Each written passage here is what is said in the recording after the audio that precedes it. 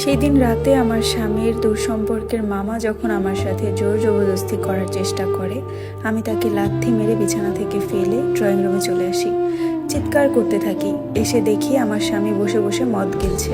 আমি ওকে কান্না করে করে বিচার দিই যে এই লোকটা আমার সাথে এরকম করেছে, অথচ আমার স্বামীর কোনো ভ্রুক্ষেপ ছিল না। ওই সময় আমি বাসা থেকে বেরোয় যেতে নিলে ও উঠে আমাকে ইচ্ছা মতনে মারে। ওর প্যান্টের বেল্ট খুলে আমার পিঠে অহর অহর দাগ এখনো আছে। এত এত পরিমাণের বাড়িও আমার পিঠে দিয়েছিল যে একদম কালো কালো হয়ে গেছিল। তারপর আমাকে যত জঘন্য ভাষার গালি আছে ওর মুখ দিয়ে সেগুলো বের হয়েছে। আমি অবাক হচ্ছিলাম যে এই মানুষটাকে আমি ভালোবেসে, এই মানুষটাকে বিশ্বাস করে আমি 2 বছর যাবৎ ওর সাথে সংসার করছি। আমি যখন চিৎকার করতেছিলাম আমি পাগলের মতো হয়ে গেছিলাম যে এটা কি হচ্ছে আমার সাথে।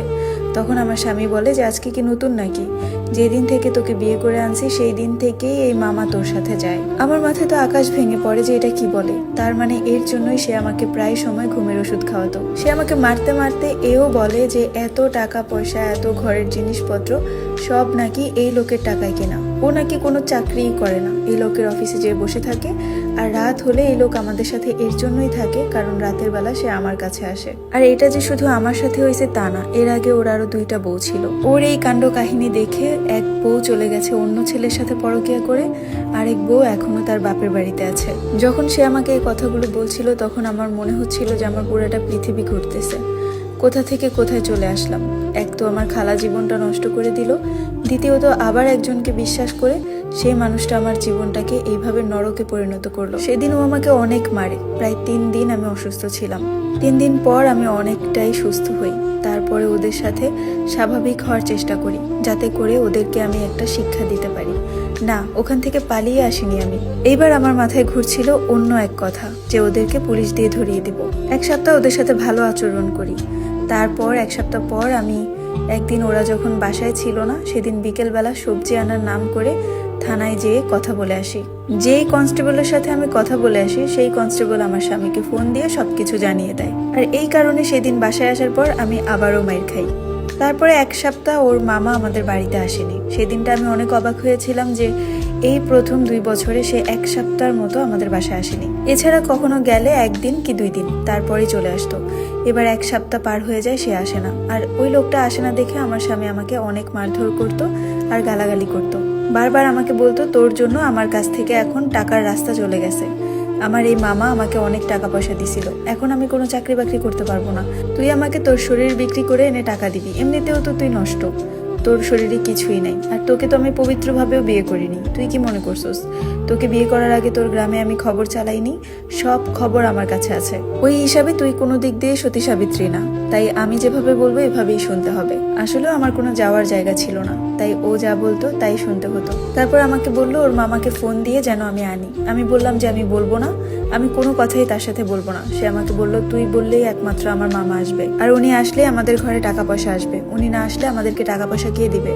আমি যখন না করতেছিলাম তখন সে আমাকে ভালো মতো বোঝানোর চেষ্টা করে। আমার মাথায় হাত দিয়ে, আমার গালে চুমু দিয়ে আমাকে আদর করে বোঝাতে চায় যে এখন যদি ওনাকে না আনি তাহলে আমাদের বাসা ভাড়া, আমাদের এত খরচ, এগুলো কে দিবে? আমি ওর কথায় অনেকক্ষণ পরে রাজি হই যে ঠিক আছে আমি ফোন দিয়ে বলবো, তবে এর আগে একটা শর্ত আছে।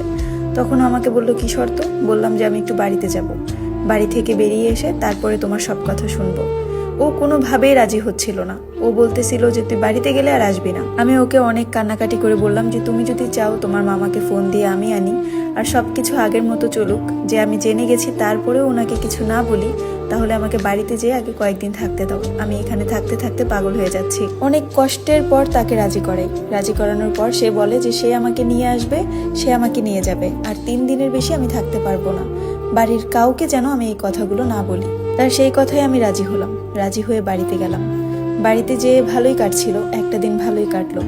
একদিন পাকের ঘরে বসে বসে মাকে কিছু বলার চেষ্টা করলাম, কিন্তু আমার মা শুনতে চাইলো না। সে অন্যান্য কথা বলে ঘুরিয়ে ফেললো। আমার কষ্টের কোনো কথাই সে শুনতে চায় না। তখন বুঝলাম এর কাছে কিছু বলেও লাভ নেই, আমার জীবন আমাকেই চিন্তা করতে হবে।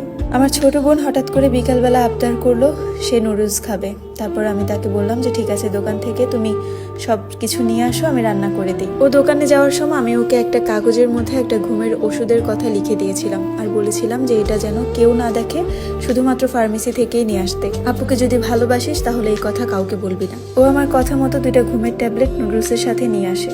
আমি নুডলস রান্না করি, সবাইকে দিই, সবাইকে সেই ঘুমের ওষুধ মিশিয়ে আমি নুডলসটা খাওয়াই, যাতে করে রাতের বেলা কেউ ঘুম থেকে না উঠে। সবাই খায়। সেদিন আমার স্বামীও অনেকগুলো নুডলস খায়। খাওয়ার পরে সবাই যখন রাতের বেলা ঘুমায়, সেই রাতের অন্ধকারে আমি আবার ওই গ্রাম থেকে পালিয়ে আসি। পালিয়ে এসে একটা মেয়ের সাথে আমার যোগাযোগ ছিল, ফেসবুকে পরিচয় ছিল। সেই মেয়েদের বাড়িতে উঠি। ওখানে ওঠার পর ও আমাকে একটা কাজের ব্যবস্থা করে দেয়। ও যে গার্মেন্টসে চাকরি করে সেখানকারই হেল্পার হিসাবে ঢুকিয়ে দেয়। আপাতত সুতা কাটার কাজ করছি। ইনশাল্লাহ যদি সামনে আরও কিছু শিখতে পারি, হয়তো বা একটু উপরের লেভেলে যেতে পারবো, তাও ভালো। পরিশ্রম করে সৎ পথে টাকা ইনকাম করব। অসৎ পথে কখনো কোনো কিছু করতে হবে না। এই স্টোরিটা শেয়ার করার কারণ একটাই, আমার জীবনটা আমার খালা নষ্ট করে দিল। আমিও আর 5টা মেয়ের মতো আমার জীবনটা ভালোভাবে উপভোগ করতে পারতাম, সাধারণভাবে বাঁচতে পারতাম। আজকে আমার জীবনে নষ্ট পদবিটা লাগতো না। সে আমার জীবনটা নষ্ট না করলে আজকে এই ছেলেটাও আমার জীবন নষ্ট করতে চাইতো না। সে ভাবতো না যে আমার জীবনটা তো নষ্টই, আমাকে দিয়ে আর নষ্টমি করালেই বা কি হবে। তাই প্রত্যেকটা বাবা মায়ের কাছে আমার একটাই অনুরোধ, আপনারা প্লিজ আপনাদের আদরের সন্তানকে কখনো কোনো আত্মীয়র বাসায় রাখবেন না। বিশেষ করে কোনো মেয়ে সন্তানকে, সে যত আপন আত্মীয়ই হোক না কেন, কারো বাসায় রাখবেন না। মনে রাখবেন, নিজে যা করবেন তার ডাবল আপনার সন্তানের জন্য অপেক্ষা করছে। আপনার কোন আত্মীয় কোন দিক দিয়ে মনের মধ্যে পুষে রাখছে যে আপনার সেই প্রতিশোধটা আপনার সন্তানের উপর দিয়ে নেবে, আপনি হয়তো জানবেন না, কিন্তু আপনার সামান্যতম ভুলের জন্য আপনার ফুলের মতো সন্তানের জীবনটা নষ্ট হয়ে যাবে। হ্যালো, আসসালামু আলাইকুম এভরিওয়ান। আমি আফরোজা আক্তার আপনাদেরকে জীবনের গল্প পড়ে শোনাচ্ছিলাম, যেটার শেষ পর্ব আজকে শেয়ার করা হলো। এই জীবনের গল্পটি আসলেই খুব কষ্টের ছিল। আপন খালা কিভাবে পারে নিজের সন্তানের মতো সন্তানের জীবন নষ্ট করতে।